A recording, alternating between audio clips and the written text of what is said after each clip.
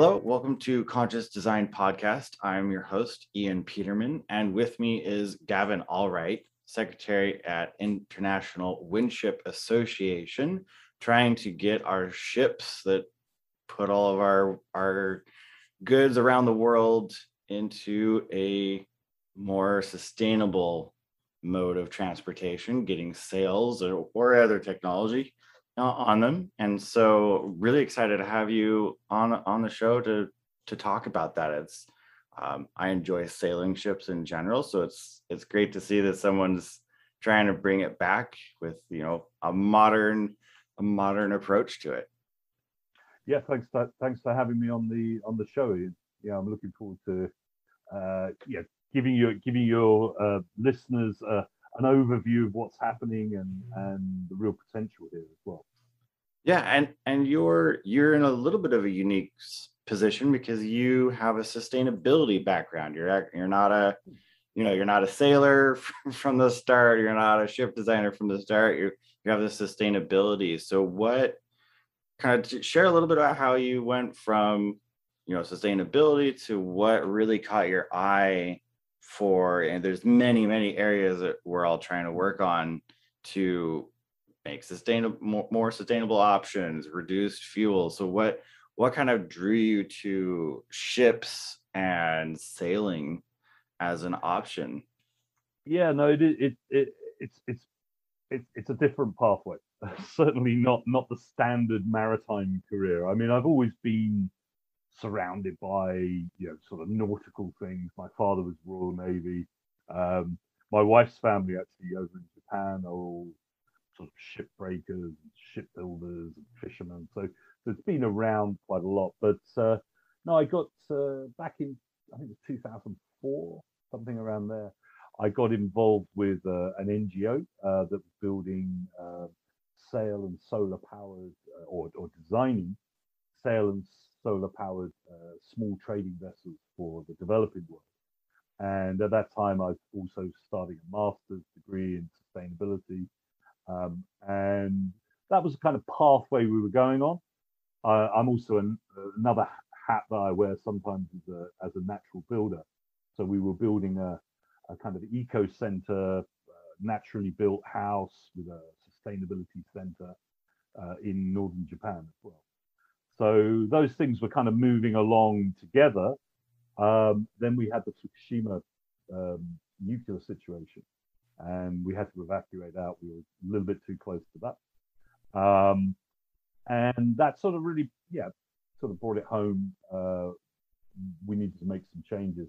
And one of the critical things was that, you could identify that shipping was a real pinch point in the sort of global economy and the sustainability issues. That it's a vast industry, moving immense amounts of goods around the world, but also incredibly challenging for small island states and developing countries to actually afford to lay on services to those areas and really unlock a lot of the sustainable development in those places. Yeah, that's an interesting point. The infrastructure and the access to shipping is they're so big. The car, those ships are huge. So I hadn't thought about that as being such an undertaking and a limit. A barrier. It's a barrier to entry, really, between real shipping and not having it. Yeah, it is. And when you think, just to give you an example, and this is where I came into the field, when you have a small island state, for example, that is paying for fuel usually higher prices than you pay at the big hub. So can often be double or triple the price that you would pay in Singapore, say, or in Rotterdam. Now, the problem is those island states are often, every dollar is actually in their local economy is worth 5, 6, 7 times that amount in that local economy. So in effect, they're paying 10 times what we pay for fuel, simply to be able to get onto a boat to maybe move a relatively low a value agricultural crop or locally produced higher value items to a marketplace, and it's just impossible. So looking at it from that point of view, it really brings the sort of unsustainability aspect into stark relief. Right. Well, and that's that kind of access too. I mean, our global economy for large countries are heavily dependent on shipping. So it's part of how we're able to grow and have such large economies is we're able to do that. So, there's obviously the burning of fossil fuels, but also this part is kind of a social impact of having such an expensive transportation method. Now, what is obviously just you can't just throw some sails on a cargo ship and call it good, just haphazardly. So what is your process? You have an accelerator, you're trying to develop or help build more technology around it. So how's that that approach going to like build it? Because shipbuilders aren't just putting sails on their ships right now. Well, they are actually. It's not large yet. We're not in the mainstream yet. But just to give you an idea, we already have 15 large vessels with wind assist added to those. And these are at the industrial scale, including a VLCC, which is a very large crude carrier, which is pretty much one of the biggest ships in the world, super tanker, with 2 large wing sails on her. Just recently, another one was launched with 5 rotor systems, which are rotating cylinders which catch the wind and then generate thrust. And that's just been launched in China and being operated by Vale, the big mining corporation. So there are actually ships coming through, but the association itself, we bring together those groups, that network, and do a lot of policy stuff, a lot of the regulation stuff, communications, of course, network development. But you mentioned about the accelerator program that we're in the early stages of launching, and this will actually have a test fleet at its center. So new technologies, new systems, new concepts can be brought in, assisted with sort of incubation, a standard sort of incubation process where engineering, business advice, help with finance, etc., brought through to a prototype stage, then tested onto on a multiple array of different types of ships, very quickly being able to validate that. That usually takes years, quite often years, to get a ship owner that's willing to do that, and then the process of validating it. So we can accelerate that process quite quickly. And then coming out of that would be a fund that assists with getting over that initial pre-market and early market stage of bringing some pretty heavy pieces of kit into the market that cost a lot, but are not going to be replicated quickly, or not as quickly as we'd like to see. So you can bring those costs down. So there's always a lag of 12 to 18 months, which is pretty tough for the new entrants. So we're really excited about developing.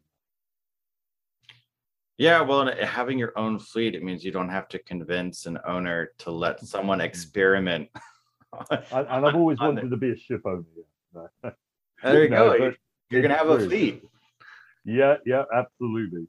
And we also, don't forget, we also have, new build vessels coming through as well, which,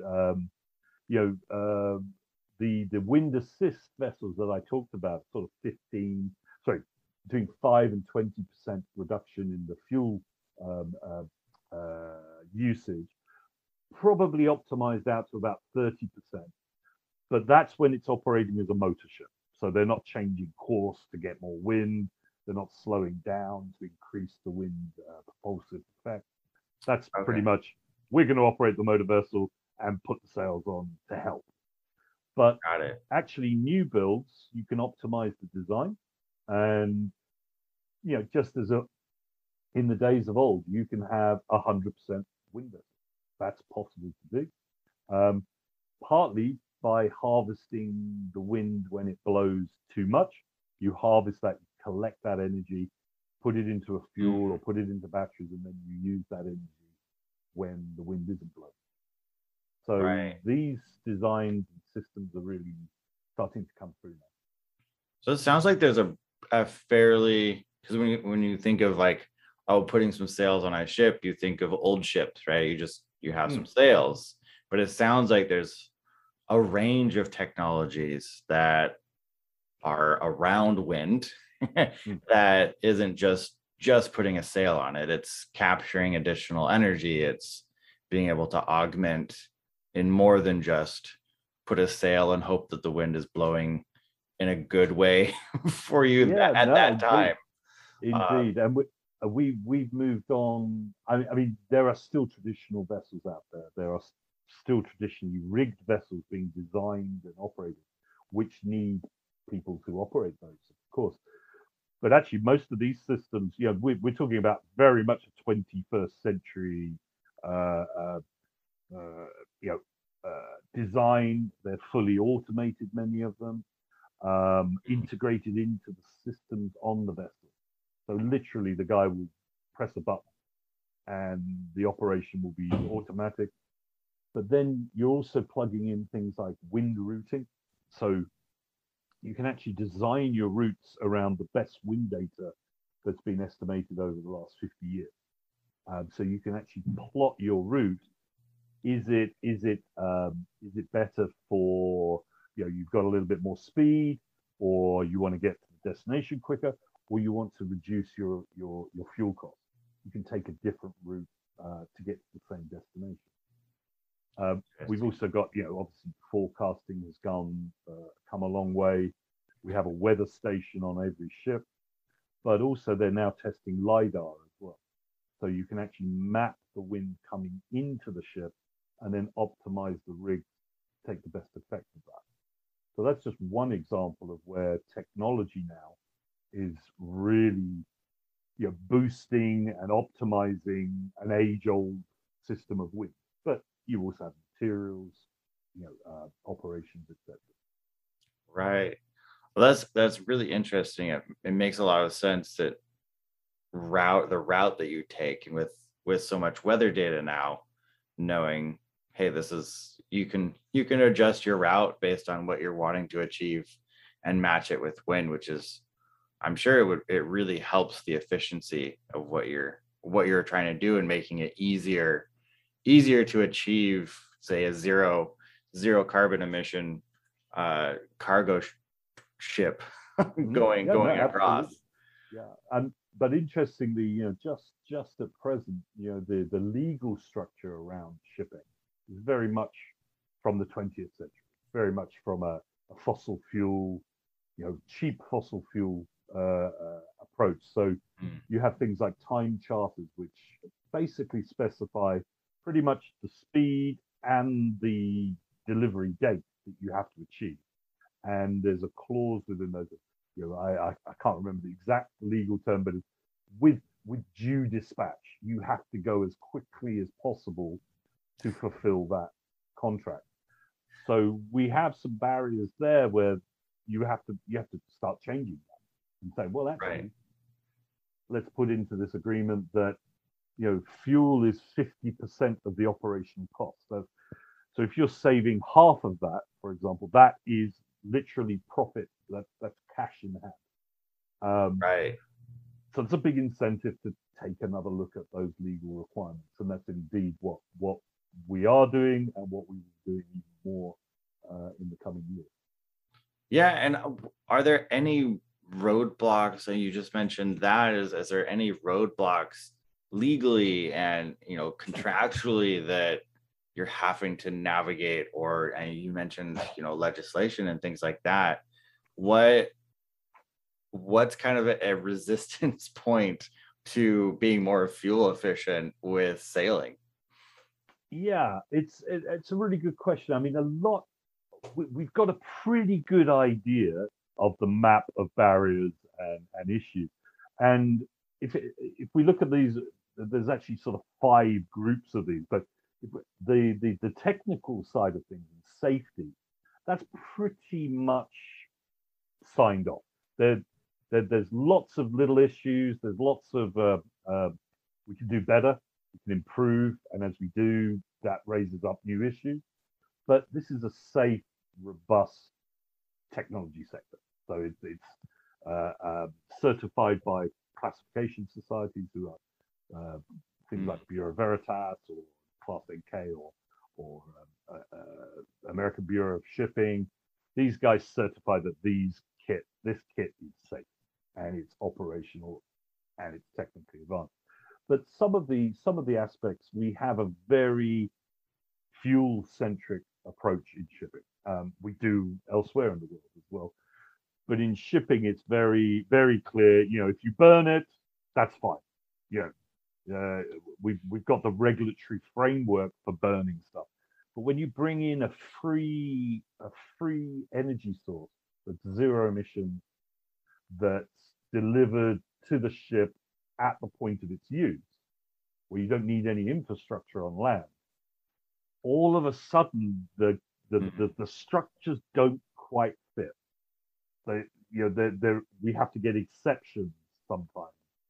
So what we're doing is we're trying to make those regulations fit for purpose in a renewable energy form, not a renewable fuel form. And that takes a bit of time, but most of the regulations are not barriers, they're more inconvenient. I would say That's probably good. the biggest barrier is we don't have enough ships. We don't have enough reference points yet for the industry to be fully convinced. That's getting better, but it would be lovely to have, say, 3 reference ships for each technology in each segment. So roll-on, roll-off ferries, tankers, bulkers, container ships, offshore vessels. If we had passenger vessels, if we had 3 reference points for each of the 7 technologies in each of those categories, we would see this moving very quickly. We're not quite there. Right. Well, so it's a more of a seeing is believing, and they want some reference points to make sure that yes, it actually does work. More than one ship did it. It's repeatable, and then well, that's good. It sounds like there's not a huge, now that you got this, the safety is signed off, which is probably the biggest piece that somebody could argue against. Everything else seems like it's just a matter of time and effort, not a huge roadblock boulder sitting there blocking this from moving forward. That is very true. Probably the biggest issue right now is simply the economics around it. So, as I'm sure you know, we live in a heavily subsidized fossil fuel situation. And most people think of subsidies as direct subsidies. But actually, I've just written an article about this, actually, just talking about the contradictions around subsidies. And what I mean by that is more indirect ones. So, for example, when you externalize a cost, that's a subsidy. So the climate impact is not internalized in the price of fossil fuel. You have an impact, and society pays for that. The fossil fuel doesn't. Things like security, the infrastructure cost. There are so many aspects. Health costs, for example, is probably one of the biggest. If you were to internalize all of those, you would probably add, say, $200, possibly up to $300 per ton of fuel. Per ton of oil. Which would per barrel of oil, you'd probably be doubling, tripling, quadrupling the price of oil overnight. Now, that would be damaging in itself if it was done very quickly. Right. But some of this needs to be evened up. So when we're coming in, we're competing against the heavily subsidized existing fuel, and also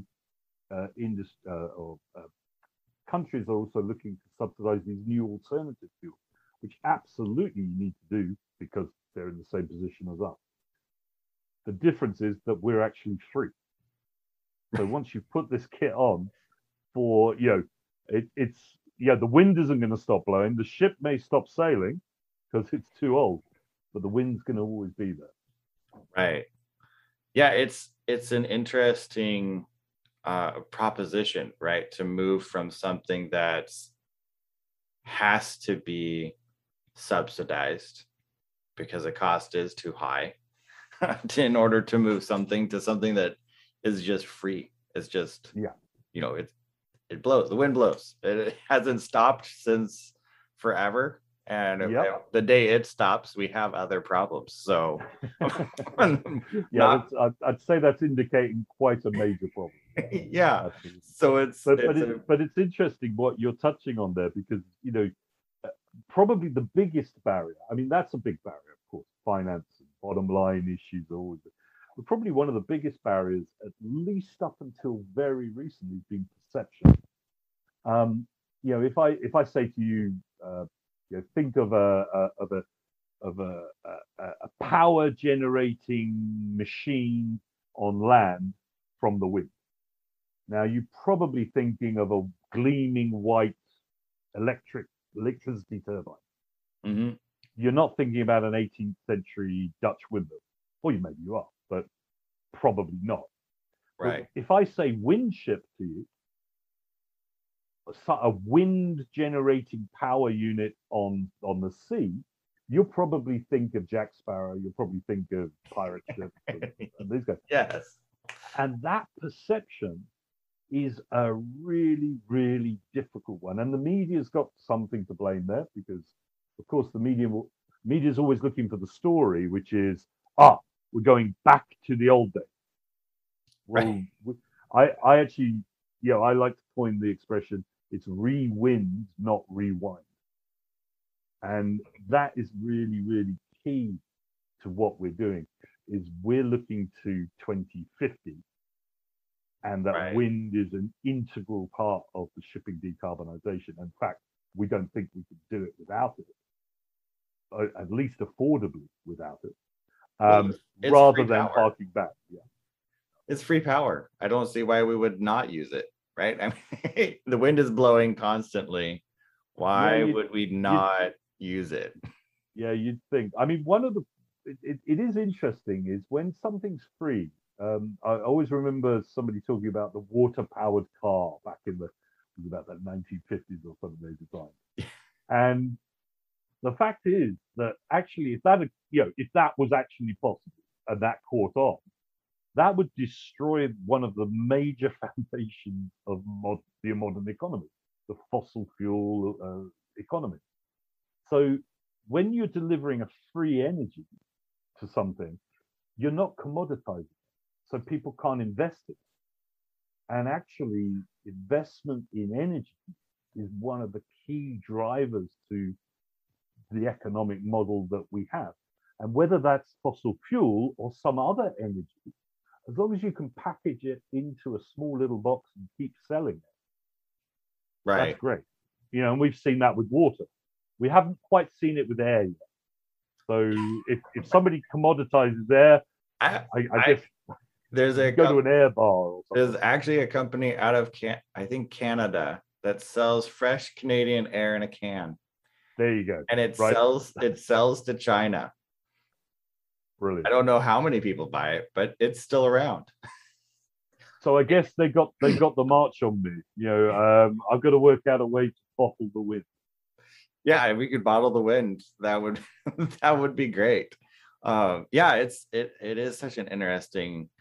Tesla also had this similar. He was trying to create a free power system, and his funding went away as soon as they discovered it was not something that you could sell.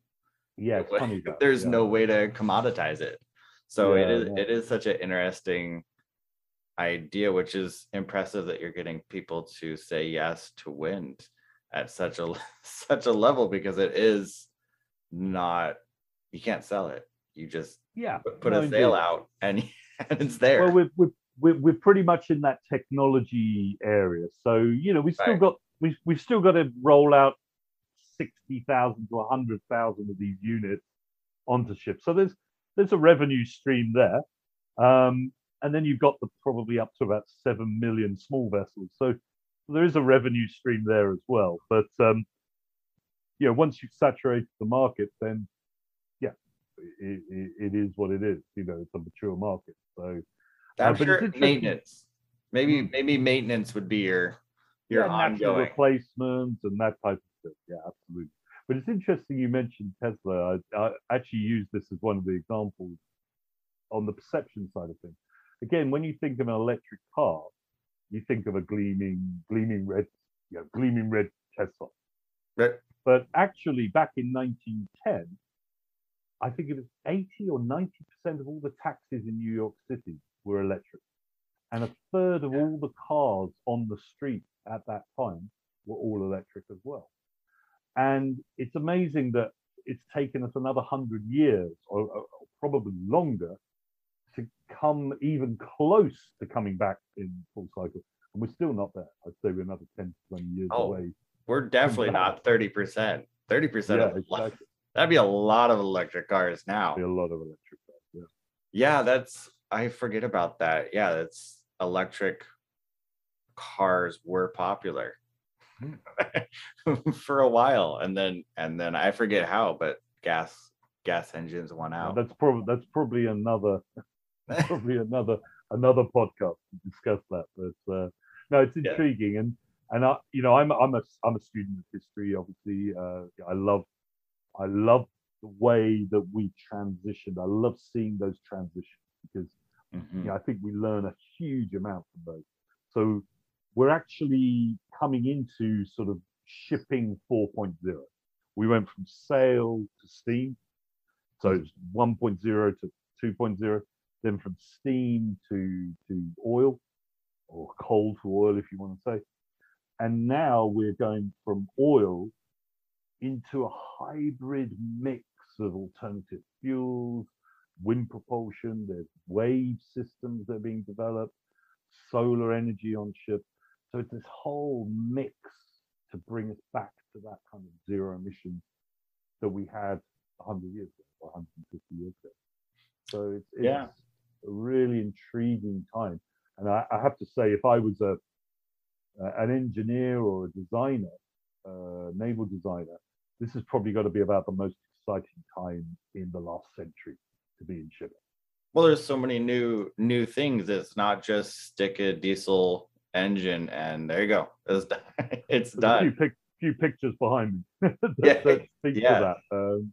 Absolutely. Are you familiar with Sunreef yachts? Sunreef, yeah, that name rings a bell. Yeah, so they caught my eye because they're building solar sailing catamarans. Mm, They're yachts, they're multi-million-dollar yachts. They're for people that have that cash. But it struck me because they've been working on it for a little while. They launched an eco line that's it's battery and sail is mm, their, and solar panel, obviously, a catch, and wind, and they have some wind capture in mm. addition to the sail. And so it's interesting to see that that's an option. They're actually building them and Yeah, selling them, and so absolutely. that's kind of um I guess for boats it's like the sports car of boats. You start with the really expensive ones and then you trickle down the technology at some point. But it yeah, it just caught my eye as something Well, that's we have some of our members designed and also provided the rigs for the biggest sailing yachts, mega yachts in the world. So there's okay. one called the Black Pearl. I'm not sure if it's named after the one from the movie, and also the I've forgotten the name now, so it'll come to me in a moment. But these are sort of 100-meter long yachts with dyno-rig sails, absolutely beautiful. But these yachts are traveling 20, 24, 25 knots just under wind. And that's an incredible amount of power. But isn't it interesting that the rich, and I use that in a relative term, even someone with a small dinghy is rich compared with, say, a fisherman on the west coast of Africa.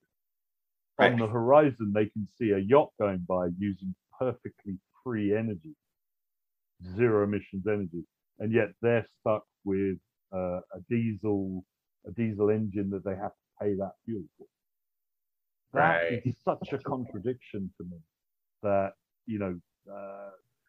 just raises so many questions around what we're actually doing and how we're doing it. So hopefully our association and our members are sort of turning that dial a little bit back towards that really sustainable way of living. Yeah, that kind of brings us full circle back to the original point you brought up of, developing countries or island countries that don't have oil. They're not producing their own fuel. And so that kind of infrastructure is super expensive. They have to pay for the fuel to be brought in on a fueled tanker to then deliver it, so that then they can fuel their own boats, which is kind of crazy because they're paying double. They're actually paying the fuel cost to get the fuel to them, and then they're paying more for the fuel. And actually, when we first approached a number of small island states with our designs for these small vessels, which were zero emission, zero fuel, that was the first question. Oh, can we use these for tankers? Well, that wasn't really why we got into this. But hey, if that's what floats your boat, if that's what you need them for, then use them for that. So we have sales on oil tankers at the moment. It's a funny thought. Seems like a contradiction, but the way that we approach it in the association, we look at three trends or three waves of development that are happening. One is the tweaking one, which is sort of playing with the fleet that we have, try to extend or expand the carbon budget that we have left to invest in the transformation. So then we have the transition, which is really when new ships are built, then wind becomes the standard go-to. But also we start seeing those primary wind, over 50% wind vessels coming in, and some 100% wind vessels coming in. And then we've got that transformation, which takes a lot longer. But actually we have members that are looking at even carbon positive ships that, as they're traveling around, generate more energy than they use, and would actually tanker that and offload it when they get to the other end. That starts to be a whole new paradigm. That's mind-blowing. Yeah, it really is. I mean, it blows my mind, and I know about it, and I'm like, wow. You're working in it. But this, when we have those trends, and if we put this into, we look at this through the lens of a climate emergency, and we're looking at it from a 1.5 degree, trying to limit that to 1.5 degree. I'll be up in COP26 in a couple of weeks' time. But, we have 9 years of business as usual carbon emissions left to shipping. And last year, shipping emissions rose. So if we're on an upward trend in emissions and we've only got 9 years left, we reach 9 years and we're pretty much plateauing at the moment. That means we go off a cliff in 9 years' time, and we have to go to zero emissions almost immediately. So there's a huge amount that needs to be done. But actually, as I think I mentioned, if we rolled out wind propulsion across the fleet in this decade, the savings that would accrue over the next 2 decades would pay for the rest of the decarbonization work. And so you're Wow. basically looking at wind propulsion providing directly a reduction in 1% of global emissions, global man-made emissions, 1% just from wind being brought into a fleet of 100,000 ships, but facilitating another 2%. So actually, in a sense, we could take, we need 30 solutions like that, and we've cracked it. It's easy. Right. I'm being very facile. No, yeah, it's not easy, but it's a solution basket and a facilitation basket that takes 3% away. And actually, most commentators call shipping a hard to abate sector, if not the hardest. So if we can do this in shipping, that sends a huge message to the rest of the industry or industries. It's doable. Right. Ours was harder. We did it. Yep. What's your excuse? Ours is much harder. Yeah, come on. but it's interesting because shipping, of all the transport sources, has a unique access to wind and wave as direct use. You've got, I can't see sails being put on a train, although hey, we're willing to try. But or a wave action model on a, I don't know, on a car. It's not going to happen. But with shipping, we've got that access. We also have the access to things like offshore wind farms. So there's moves to look at bunkering ships out at the farms where the electricity is generated. So so you're producing hydrogen or some other fuel there, plus a wind ship. You're pretty much breaking the chain of emissions completely. Right. Oh, that's awesome. That's awesome. I hope that everyone agrees to just put some sails on their ships and just do it. It just seems I had the thought several times, even when I was younger, like, oh, why don't we have sails on ships? And the excuse was, oh, well, it's too complicated. They get in the way. You can't, unload your cargo ship. But obviously, you're proving all of that to be wrong as the ship's behind you. Absolutely, but those are legitimate questions. I mean, the project just above me here is Magnets. They're a US-based project actually. Those rotor sails, they actually concertina down into the hull. So when you're loading and unloading, they're out of the way. Others, the ones to my right over here, are retractable as well. They collapse down to about a third of their height. These ones that are being fitted, you see, and the ship just above those, that side over there. These are hinged. So when you're going under a low bridge, or you need to get them out of the way of the trains, they're completely collapsible. So so these systems are all being developed now to kind of link in with the port infrastructure that we have today. So we're not asking for any changes. Right. The Nobody needs system itself will change. Right. Nobody needs to build a new port or new crane system just to interact with it. That's right. Awesome. Well, this has been amazing. Where can people find you if somebody wants to be involved? Maybe get their ship, give their ship to you for your accelerator. Free ships accepted, of course. Yeah, free ships here. Yeah, absolutely. How can everyone get a hold of you? Sure. Well, we've got two sites. So the actual association site is www.wind-ship.org. But you can just Google in International Windship Association or IWSA, and we'll pop up. The other one is decadeofwindpropulsion.org. So earlier this year, we declared this decade to be the decade of wind propulsion. So not just marketing puff, but actually delivering on all the promises. And there's a campaign site there, which has just a couple of pages, which just spells it all out. This is what the benefits are. These are the key USPs, and this is what's coming up in, you get the links to all of the research if you want, pictures of the ships, etc., etc.